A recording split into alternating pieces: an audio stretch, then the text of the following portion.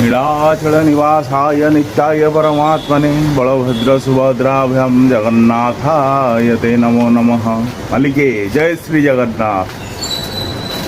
महाप्रभुଙ୍କ अपार करुणाରୁ ଆପଣ ସମସ୍ତେ ଭଲରେ ଥିବେ। ମୁଁ ମଧ୍ୟ ଭଲରେ ଅଛି। ଆଜି ରବିବାର ବୁଲିଯିବାର ଦିନ। ଆଜି ବୁଲିଯିବା ଏମିତି ଏକ ଜାଗା ଯେଉଁଠି ଘରର ମୁରବୀ ଆମର ଅଛନ୍ତି ଆଜ୍ଞା। ପୁରୀ ଜଗନ୍ନାଥ ମନ୍ଦିର କଥା କହୁଛି। ସେଠାରେ ମହାପ୍ରଭୁ ଜ୍ୱରରେ ପଡ଼ିଛନ୍ତି। ସେ ଆସ୍ତେ ଆସ୍ତେ ସୁସ୍ଥ ହେଉଛନ୍ତି। ଅର୍ଥ କ'ଣ ନା ଗଜପତିରୁ ତାଙ୍କର ଅଣସର ଭାର ଆସିଲା। କାକଟପୁର ଦେଉଳି ମଠରୁ ମଧ୍ୟ ଭାର ଆସିଲା ପ୍ରଭୁଙ୍କର। ଏବଂ ଫୁଲରି ତେଲ ଲାଗି ରହିଛି। ରସମୂଳ ଔଷଧି ମଧ୍ୟ ଲାଗି ହୋଇଛି। ମହାପ୍ରଭୁ ଆସ୍ତେ ଆସ୍ତେ ଏବେ ସୁସ୍ଥ ହେବେ। ସୁସ୍ଥ ହେଲା ପରେ ନବଯୌବନ ଦର୍ଶନ ଦେବେ। ତା ପୂର୍ବରୁ ମହାପ୍ରଭୁଙ୍କର ଭଲ ମନ୍ଦ ଟିକେ ବୁଝି ନେଇ ଆସିବା ଆଜ୍ଞା। ଆମେ ତ କିଛି ଦେଇପାରିବାନି। ମହାପ୍ରଭୁଙ୍କୁ କ'ଣ ଦେବା ଆଜ୍ଞା? ସିଏ ତ ଦେଲାବାଲା ଠାକୁର। ସେ ଥୋଡ଼ି ନା ନେଲାବାଲା ଠାକୁର। ଆମେ ତାଙ୍କୁ କ'ଣ ଦେବା? ଦେଇପାରିବାନି କିଛି। ତେଣୁକରି ଆମେ ଖାଲି ଭଲ ମନ୍ଦ ଟିକେ ବୁଝି ନେଇ ଆସିବା ଆଜି। ତ ନବଯୌବନ ଦର୍ଶନ ପୂର୍ବରୁ ଗୋଟିଏ ଥର ମହାପ୍ରଭୁଙ୍କର ଭଲ ମନ୍ଦ ବୁଝି ଆସିବା। ତ ତେଣୁକରି ମୋ ବ୍ଲଗ୍ରେ ଲାଗି ରୁହନ୍ତୁ ଏବଂ ଆଜିର ବ୍ଲଗ୍ର ମଜା ନିଅନ୍ତୁ। ମୋ ବ୍ଲଗ୍ଟି ଭଲ ଲାଗୁଥିଲେ ଲାଇକ୍ ସେୟାର କମେଣ୍ଟ ଏବଂ ସବସ୍କ୍ରାଇବ୍ କରିବାକୁ ଜମାରୁ ଭୁଲନ୍ତୁ ନାହିଁ। ଜୟ ଶ୍ରୀ ଜଗନ୍ନାଥ।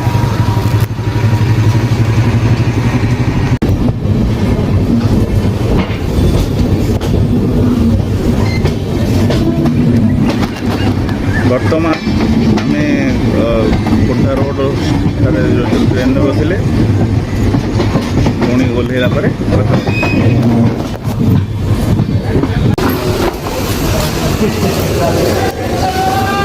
ବର୍ତ୍ତମାନ ପୁରୀ ଷ୍ଟେସନରେ ଓହ୍ଲାଇଲୁ।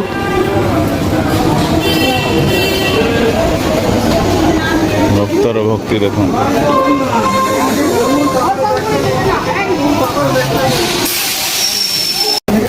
ଷ୍ଟେସନଟି ବର୍ତ୍ତମାନ ପହଞ୍ଚି ଆମେ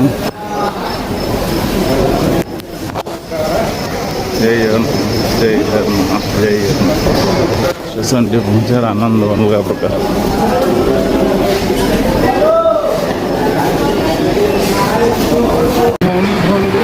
ଷ୍ଟେସନ ନବୀକରଣ ହେଉଛି।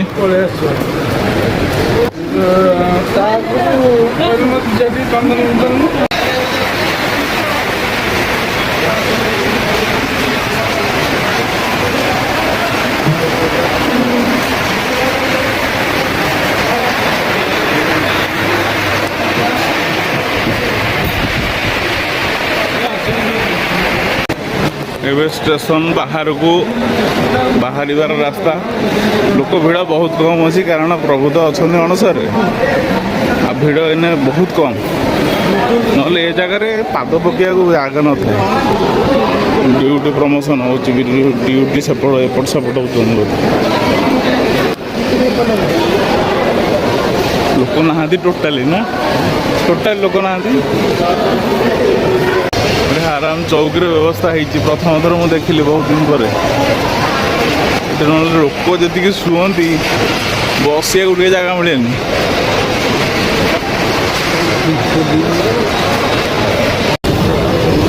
ଏଇଟା ଫାଇନାଲ ଏକ୍ଜିଷ୍ଟ।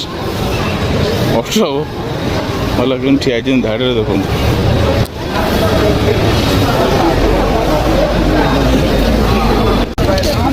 ରଥଯାତ୍ରା ପାଇଁ ସବୁ ଏକ୍ସଟ୍ରା ସେଲ୍ଟର ତିଆରି ହେଉଛି। ଯେଉଁ ଶ୍ରଦ୍ଧାଳୁମାନେ ଆସିବେ ତାଙ୍କ ରହିବା ପାଇଁ ବ୍ୟବସ୍ଥା ହେଉଛି ଆଗପଟେ ସ୍ପେଶାଲ ଟେଣ୍ଟରେ।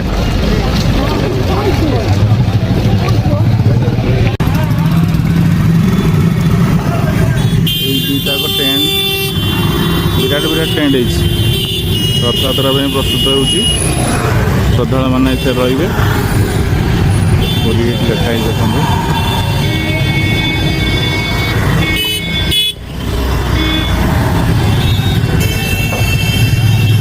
ଭିଡ଼ ନାହିଁ ଏତେ ଖାସ୍ ଭିଡ଼ ନାହିଁ। ଭିଡ଼ ବହୁତ କମ୍।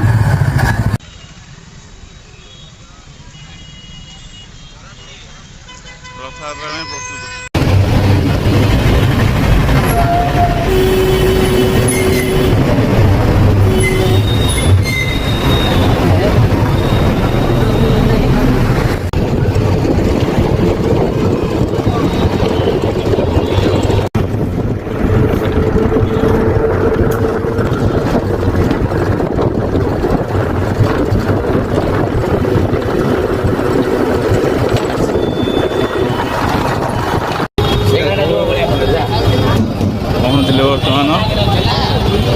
ରଥରେ।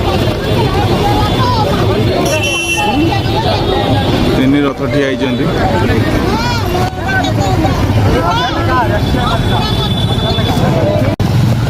ରଥ ପ୍ରସ୍ତୁତ ହେଉଛନ୍ତି, ପଥ ମଧ୍ୟ ପ୍ରସ୍ତୁତ ହେଉଛନ୍ତି। ଅପେକ୍ଷା ମହାପ୍ରଭୁଙ୍କର ଦେହ ଭଲ ହେଲେ ନବଯୌବନ ଦର୍ଶନ ଦେଇ ଏହି ରଥରେ ଗୁଣ୍ଡିଚା ମନ୍ଦିରକୁ ପ୍ରସ୍ଥାନ କରିବେ। ତେଣୁକରି ଅପେକ୍ଷା ଗୁରୁବାରକୁ 16 ତାରିଖକୁ। ରଥ ପ୍ରସ୍ତୁତ ହୋଇଅଛି। ପାର୍ଶ୍ୱ ଦେବତା ଲାଗିଗଲେଣି ସମସ୍ତେ। ଓଲଟ ସିଂହ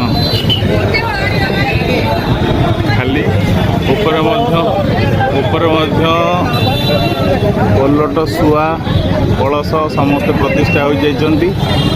8 ହରିବୋଲ ପଡ଼ିଯାଇଛି, ଆଉ ଗୋଟିଏ ହରିବୋଲକୁ ଅପେକ୍ଷା। ତାପରେ ମହାପ୍ରଭୁଙ୍କର ଦିବ୍ୟ ଯାତ୍ରା ଆରମ୍ଭ ହେବ।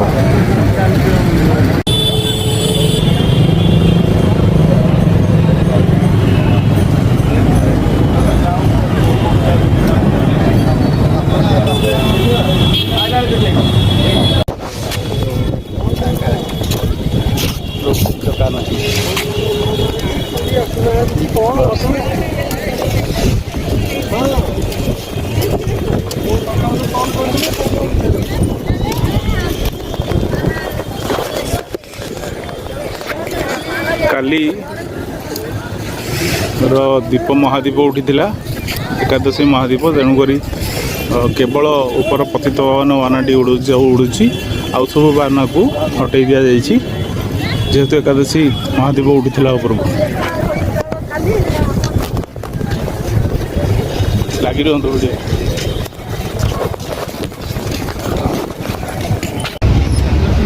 ବର୍ତ୍ତମାନ ଆମେ ପୁରୀର ଶ୍ରୀରାମ ମନ୍ଦିର, ଯେଉଁଟା ଆମର ଲାଇଟ୍ ହାଉସ୍ ପାଖେ ଅଛି, ସେଇଠି ଆମେ ବର୍ତ୍ତମାନ ଅଛେ। ମନ୍ଦିର ଭିତରକୁ ଯିବା, ଦର୍ଶନ କରିବା। ରାମ ମନ୍ଦିର ଭିତରକୁ ପ୍ରବେଶ, ଭବ୍ୟ ଦର୍ଶନ ପ୍ରଭୁଙ୍କର। आपदं पहतारं दातारं सर्वसंपदां लोकाभिरामं श्रीरामं भूयो भूयो नमाम्यहं। रामाय रामभद्र रामचंद्राय मनस रघुनाथाय नाथाय सीताय पतये नमः। नीलाम्बुजश्यामलकोमलांगं शीतसमर्पित वामभागं पन्यमहासायक चारुचापं नमामि राम रघुवंशनाथं।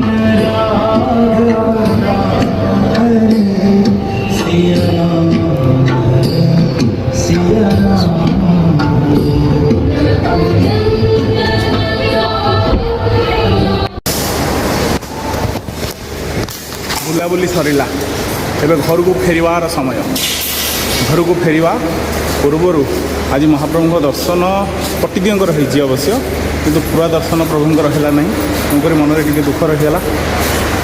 ତ ପ୍ରଭୁ ଆସ୍ତେ ଆସ୍ତେ ସୁସ୍ଥ ହେଉଛନ୍ତି। ଆସ୍ତେ ଆସ୍ତେ ସୁସ୍ଥ ହେଲା ପରେ ନବଯୌବନ ଦର୍ଶନ ଦେବେ ଏବଂ ତାପରେ ଘୋଷଯାତ୍ରା ମହାପ୍ରଭୁଙ୍କର ନବଦିନାତ୍ମକ ଘୋଷଯାତ୍ରାରେ ବାହାରି ଯିବେ ଠାକୁର।